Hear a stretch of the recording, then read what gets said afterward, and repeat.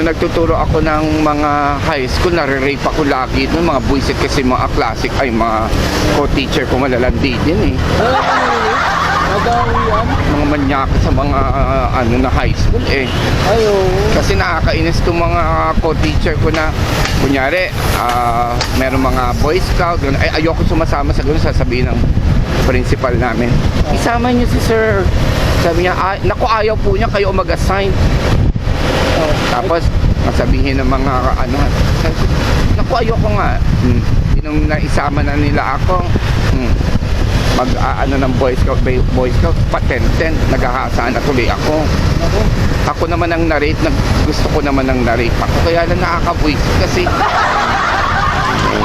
nagtuturo ka na isubo mo na, tinira ka na, tapos magtuturo ka, parang sabi ko, ano ba yan? Mas maganda dapat graduate na sila. Hindi yung kasama mo pa rin na tinuturuan mo pa rin, tapos lalandiin ka na patitigas sila mga bagay-bagay. Nakakapuisit ang mga, lalo na pag basketball, sasabihin na naman sa akin, sir, kayo muna kayo magturo ng ano ng basketball na. Basketball, nagtuturo ka? Oo. Kasi volleyball player ako eh. Asa ba may pagkano din ako?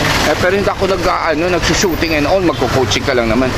Tapos pagka-anuhan, shower room na, sabi ko mag-ano na kayo, wala na, na-rate na naman ako. Na-rate na naman ako.